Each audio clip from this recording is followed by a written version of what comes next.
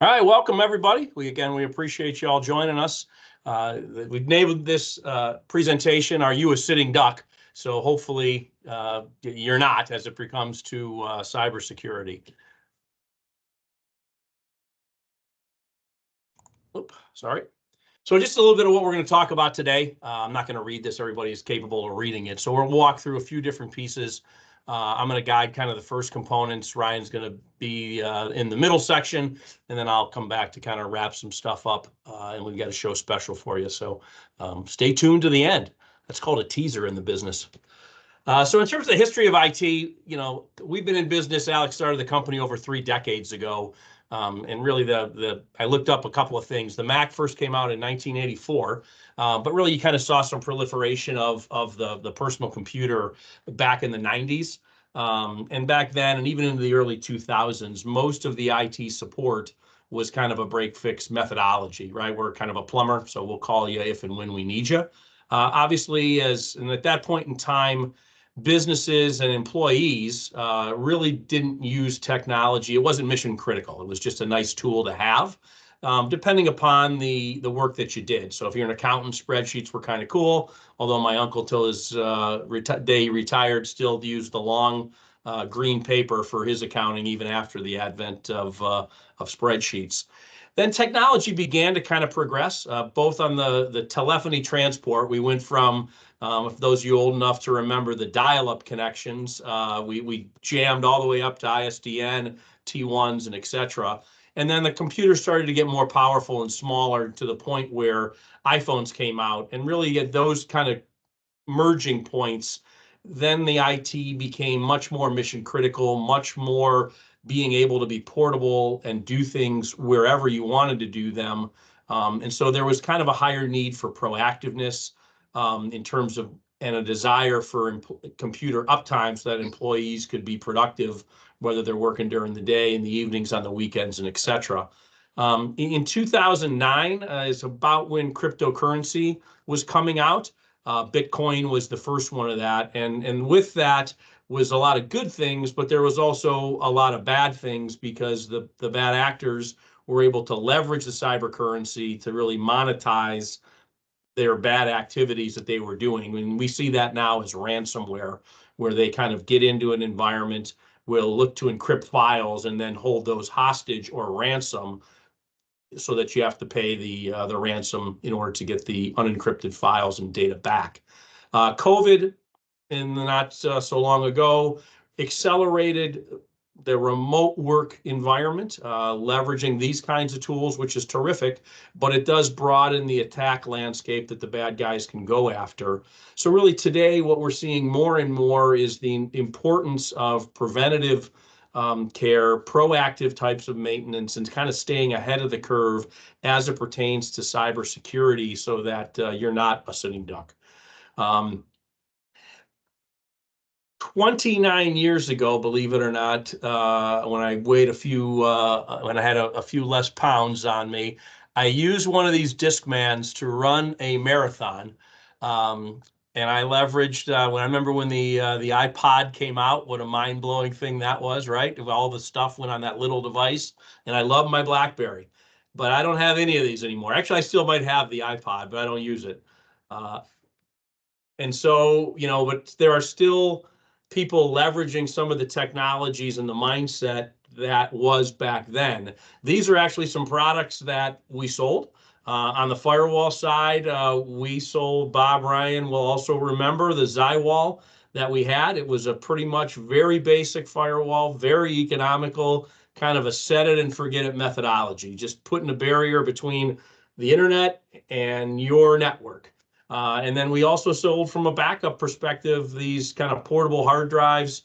May have sold you like a red and a blue, a red and a black one, or maybe you just put stickers on them so that you'd alternate them, and maybe there was either 2 that you just alternate, or had a Monday through Friday kind of scenario. But the things have changed, and we don't sell Zywall anymore. These are still around, but we don't recommend it as a means to be the primary backup recovery component of anybody's network.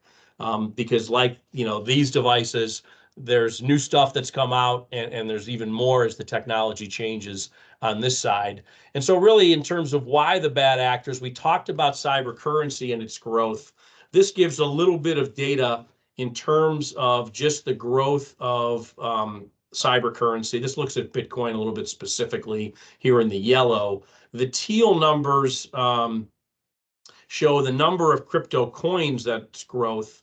And then this is just the market cap within the cryptocurrency world. But if you look at the number of coins, this is in billions, by the way. So it's just really kind of taken off over the last 10 years or so.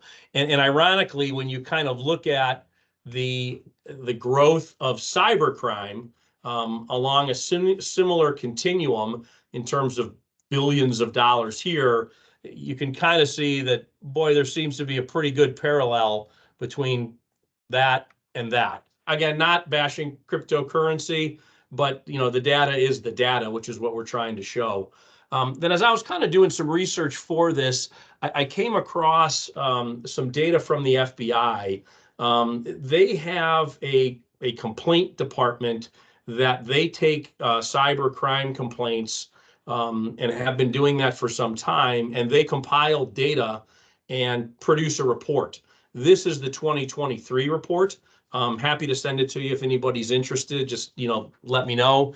You can type something in the chat. I'll be happy to kind of send that out. We may post it up on our website as well, just because I think the source is kind of irreputable in terms of it being the FBI, and the data is a little bit interesting. So if you look at this one specifically, you'll see kind of in the teal here, those are complaints from 2019 to 2023, and the red represents the losses. So you can kind of see it has grown in both categories, where last year they had a little under 1 million complaints and over $12 billion in losses as reported to the FBI. If you look at the different types of complaints that the FBI took a look at, this is how they broke it down from 2019 through 2023. You can kind of see the different categories. The one we hear quite a bit about is this email phishing. The reason is it's still, as you can see, the most predominant complaint type. It's one that's dealt quite broadly to small and mid-sized businesses, because it's a little bit like legitimate email marketing. In essence, what they're doing is they know if they've got a large group of suspects or prospects, right? I'm going to broadcast out, and they're going to get a certain percentage of people that open it, some subset of that are going to click on stuff, and subset of that's going to put in some credentials. Now they can then monetize that, which is kind of how they go about doing things. But you can still see this is a very large sector of the complaints that the FBI takes. This kind of just gives some synopsis of stuff and some rather staggering data, if you will, in terms of, you probably saw on the one graph a little over $12 billion in losses in 2023. This is almost crazy. I don't even know how many agents they have, but they take 2,412 complaints a day in the cybercrime area. And they've had over 8 million since they came out with this Internet Crime Compliance Center, or IC3 as they call it. I think the government's the only people, Ryan, that use more acronyms than we in IT do. Makes us feel smarter when we can abbreviate things that nobody else knows what the hell they are. Indeed. What's most alarming is that was in this report is the FBI, kind of cool, there was a bad actor group called Hive. And the FBI infiltrated this Hive ransomware group. And then when they kind of, busted them, they were able to analyze the victims of Hive in terms of businesses, and found that only 20% of the businesses that were identified as being breached within the Hive bad guy network from the inside, only 20% of the businesses reported it, which is, as shocking as these numbers are, I did the math, and if that's number, that 12.5 billion is only 20%, because that's what was reported, that takes it to over $60 billion. So it's a massive problem, even if 100% of the people reported it. That's a lot. That's a tremendous amount to sort of unpack and digest as it pertains to small business owners like yourselves, mid-sized businesses all the way up to enterprise size customers. And within that, you can imagine over the years, we have quite a few different scenarios in which, unfortunately, we've been called in to try to help the customers get their footing back, and or really just help them understand what happened. And so, we never like to see that happen. But we always stay geared up and at the ready because it's such a persistent thing, and the occurrences just continue to be more and more frequent. In one particular case that I can think of that's relevant, that wasn't really too long ago. In fact, this incident happened Labor Day of 2023. And the significance of that is typically when we see customers get exploited, it doesn't always rear itself at the moment that it is discovered. And it also very often happens at an opportunistic time for the bad actor and a very unopportunistic time for the end user that happens to unfortunately be the recipient of that attack. And so, as you can imagine, most businesses observed Labor Day, and there was a case where a customer of ours, longtime customer, had an incident, and the contact and I, the IT manager, have had a long-standing relationship. She was confident enough to know that if she reached out to me, that there's a good chance that I would probably answer. And there's several people on this call that I've had the pleasure of having that kind of relationship over the years as well. So she did, and I did, and discovered that they were completely rendered sort of brick walled or stone walled in the sense that their network was inaccessible. There's some confidentiality in terms of who the customer is, but they are a customer that's in the wholesale import-export business, logistics, and have been for a long time, and have multiple locations here in the States, a couple at least, also one out of state. They are an international company with about 150 users. And these are real computer users across that enterprise that were completely stonewalled. They could not work. They could not access any of their data, and neither could their network administrators. So imagine being on the end of that, placing a phone call to suggest or request a Hail Mary for help. And so, to make a long story short, there's a couple key things, and I tell you this story because there's a couple key things that I want to draw out. The first thing is that this company had an internal IT department, and we augment the level of services that those internal resources provide.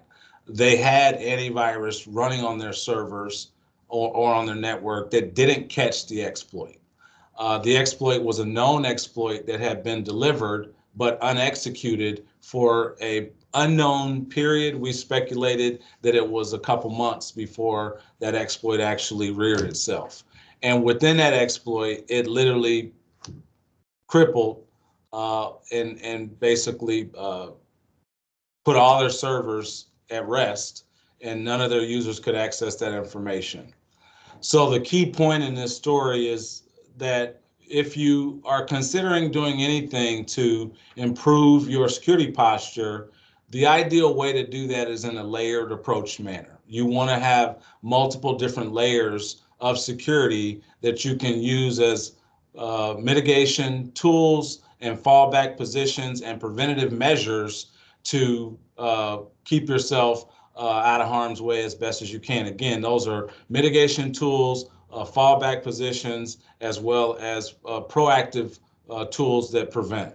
And so in the process of us identifying this, we were able to use one of the layers of security that they have, which was a full-blown backup and disaster recovery solution that gave them the confidence in knowing that at least they could restore themselves back to a point in time that they could live with, that was feasible for them to kind of get themselves back up and running. And that was really their safe haven. If not for that, that could have been a very different type of a story with a very different kind of an outcome. And the outcome was that without taking you through every single step, we were able to use the security tools to scrub the images that we had taken through our backup process to ensure that those images were not infected. And then we restored them back to a point before the known malware was on the network. So we could see all the various iterations of their backup history. And we went back to a point before those files existed. And we simply encouraged them, first of all, don't pay the ransom, because it was a full-blown ransomware attack. Their data was put out on the black web, the dark web, to be sold. And they came to us asking us basically, should they buy it? And so once we were able to kind of formulate the game plan and give them the recovery point, we took them back to within 3 or 4 days of when that exploit existed, which was within 3 or 4 weeks of when it actually was delivered to their network. That's not the worst case scenario. It certainly isn't necessarily by some standards ideal, but it was the choice that they had and a choice that they made. So our team, because of their familiarity with the tool set, was able to then deploy the tools against the good images of backups that they had and fully restore the 7 servers that were affected to give the users, 150 users, the ability to access the network. That's layers of different things that you go through. So when you talk about the layers, you want to make sure you're cognizant of your perimeter security, your authentication methodology. Many of you have heard about two-factor authentication, your overall network security, and within the network security, the endpoint security that you have, application security, data security, and to encapsulate all of that, you want to make sure that you provide some level of cybersecurity awareness to the users within your network, and that you want to make sure that you're monitoring in real time and have a planned sort of incident response process at the ready to know, if I have a breach, what am I going to do, and what is that going to merit in terms of my recoverability and the time frame of that recoverability. That's a short list of the processes that we took, but long story short, the good news is they didn't pay the ransom. We restored their network back within a 30-day time frame, and they were able to successfully recover from that within about 4 days. So they were down, their users were down for 3 days, but they didn't go out of business. They didn't pay a ransom, and they're here to tell that story today to whomever they choose to tell it to. I'm telling it on their behalf today, although keeping their name in confidence. But it was a nightmare of an event. Certainly caught us off guard, but I was very proud of the manner in which our team was able to respond, and I got resounding thank yous from the business owners and their lawyers in terms of our ability to recover them. And they took a couple recommendations of some things to buy after that to prevent that from happening. Yeah, thanks, Ryan. It was a good example, I think, in terms of the recoverability aspect of stuff. We had one just this month where a customer that kind of was very reactionary, did not take us up on any of the protections that we had suggested, got hit. And not only did their server get hit with ransom, but also the backup. So they were hoping they thought they found a portable hard drive with data. The most recent was 2 years ago. And that's where they were in terms of trying to restore from that as well. So it doesn't, it can be very, very bad.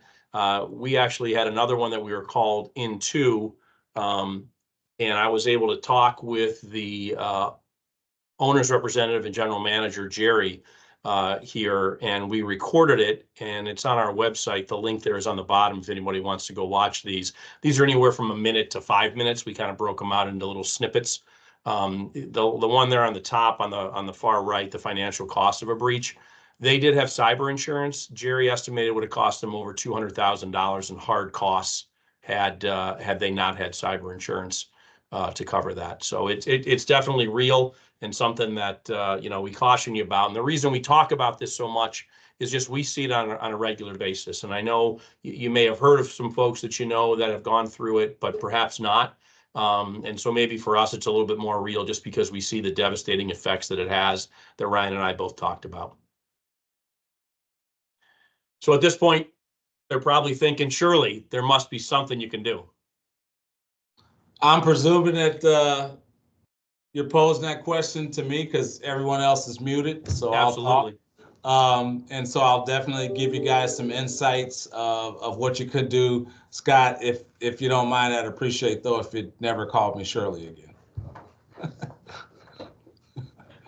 All right, so I gave you kind of a suggestion of layered approach. Here's a couple, just a few steps of things that you could be doing on an ongoing basis to try to put yourself in the least vulnerable position.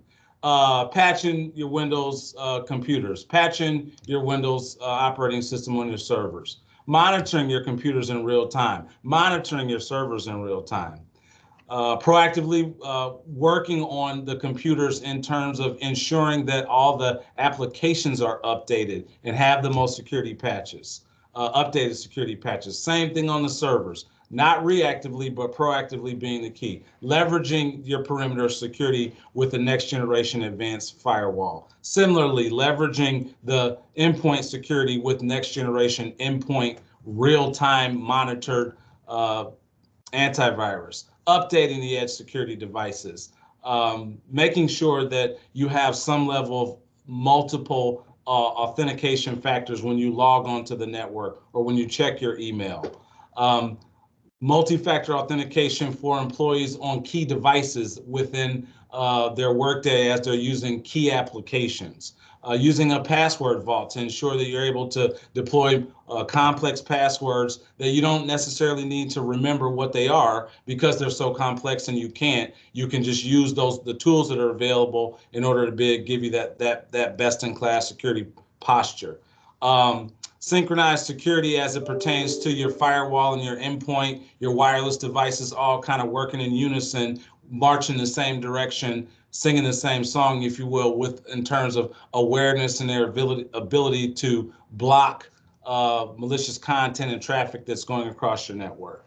You can adopt different new age antivirus endpoint protection devices that have this acronym component to them called Manage, Detect, and Response. That's real-time security operations center network security analysts who are looking at known global threats all day long and can have the telemetry points to be able to recognize and execute and mitigate those threats on your network. That might sound like a whole bunch and something that's extremely expensive, but I'm here to tell you, you're going to be more than surprised when we are able to deliver to you all of this value within a very reasonable suggestion of a price point to protect your network. In addition to these things, there's probably only a couple more bullet points here to look at. What else do we have on the list, Scott? Spam filtering. Oh my goodness. How many of us get all the annoying, email messages that are solicitations or otherwise, but within that, there's also the bad actor email, the email spoofing that is trying to phish you to get you to click on the malicious content that's within the email.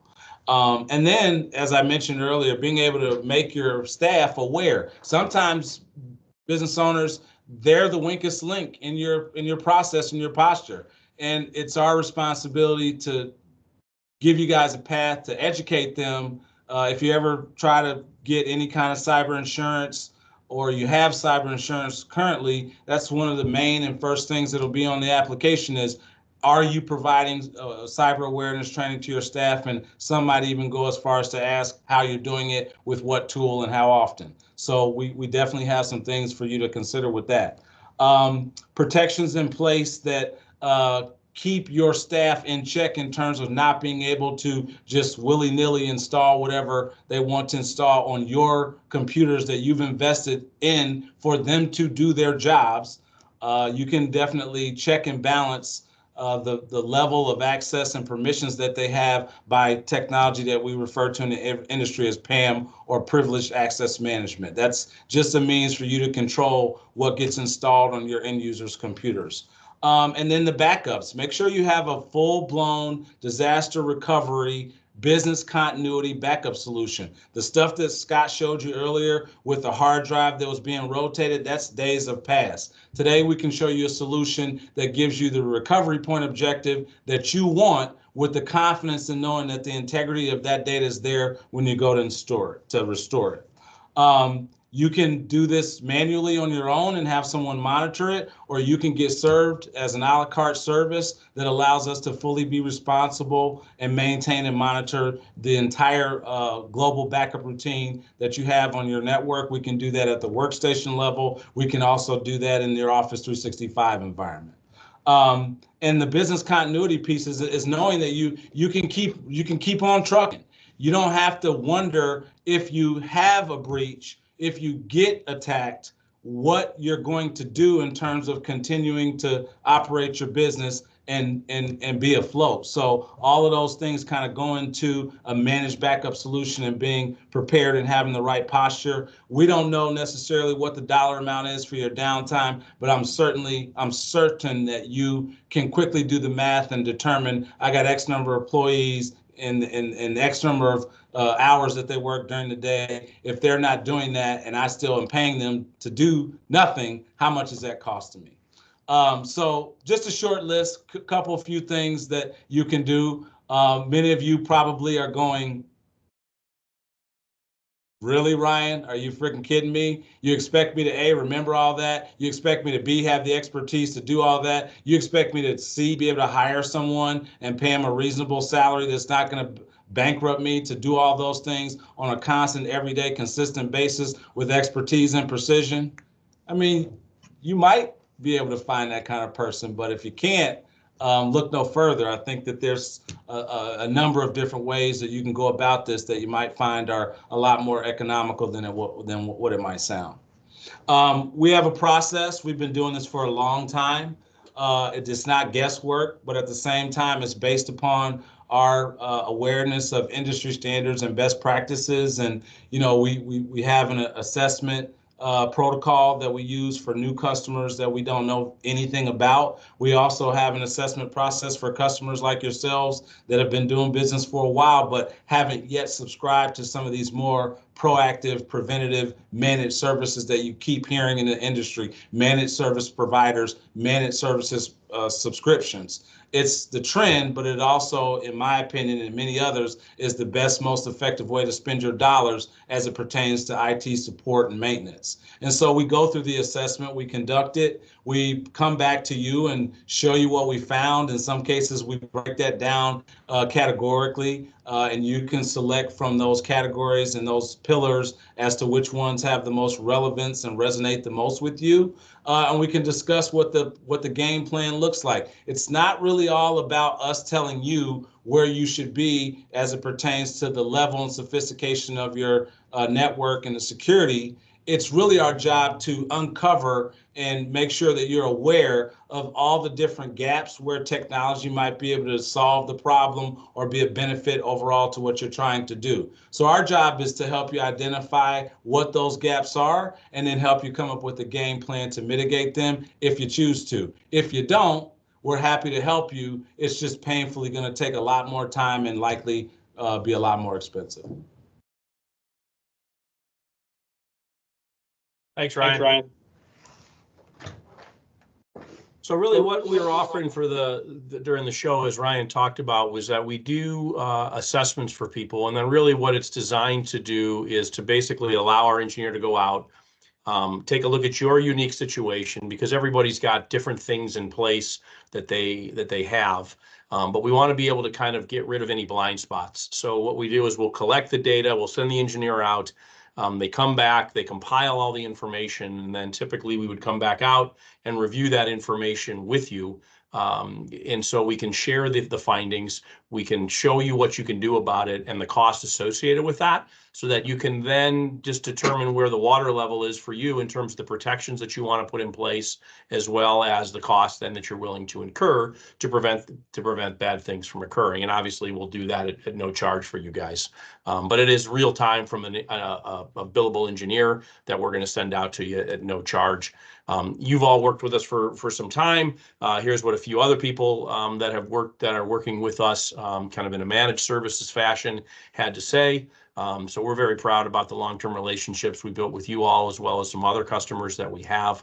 And as I said, just kind of throw that out here for here. And just wanted to feel free to email me. I'll put it in the chat here in a minute. I'll kind of stop sharing here in a second and take any questions that you all have with reference to what we've talked about.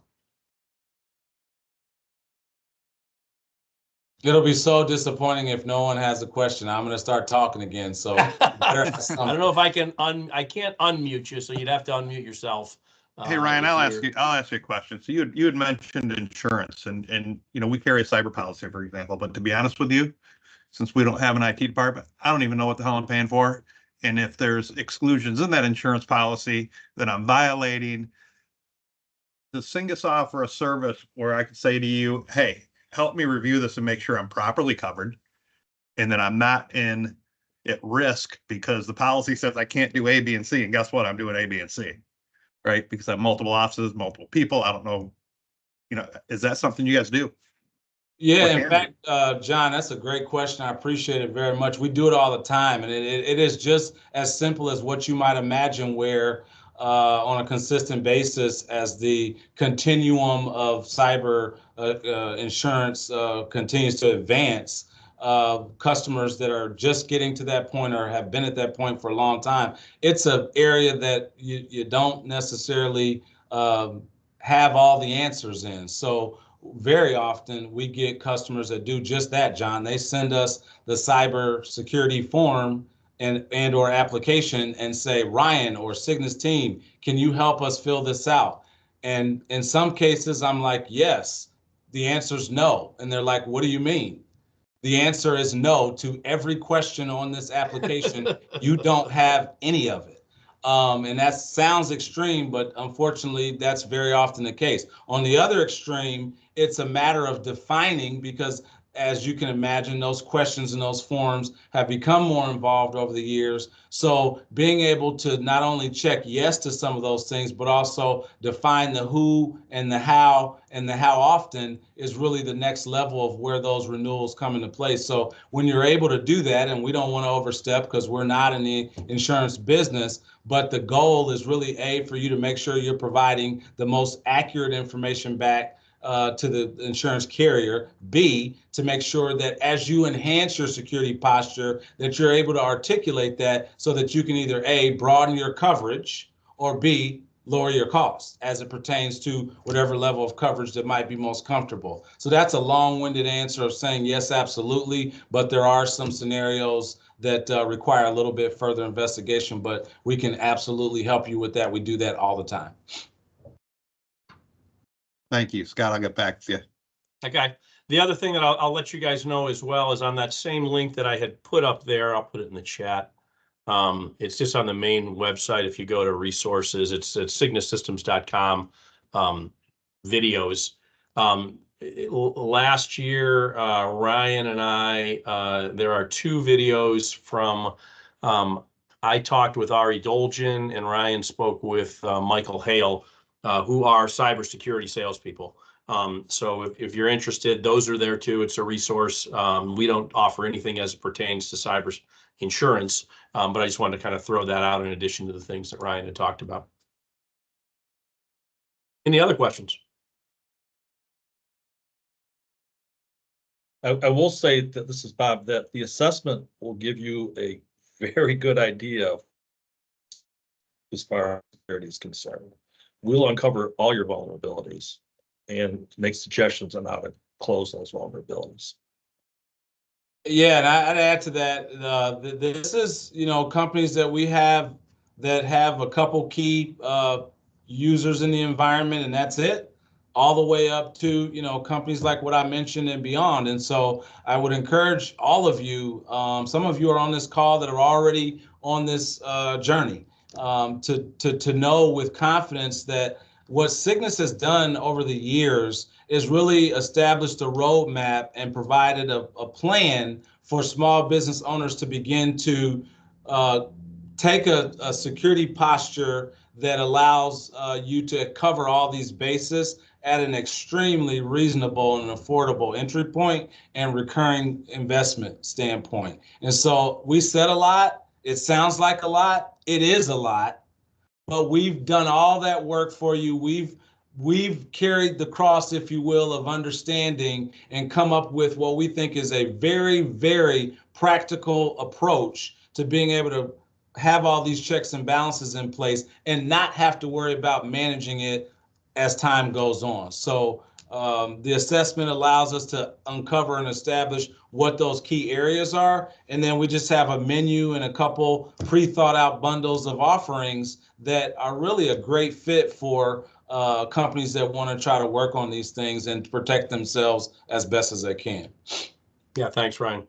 Yeah, really, the premise behind it is you can't manage what you don't know. So it starts with just getting you the information and then being able to answer questions on your specific scenario that you can then make an educated decision about what's best for your business. So again, if you have a question, unmute yourself. Otherwise, I don't want to keep anybody.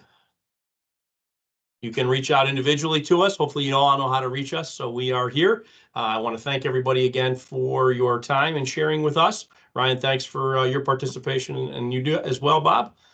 Wish everybody a terrific afternoon, and we will post this to the website. May take us a little while to get that logistical component to it, and I'll plan on sending out the slides to everyone as well.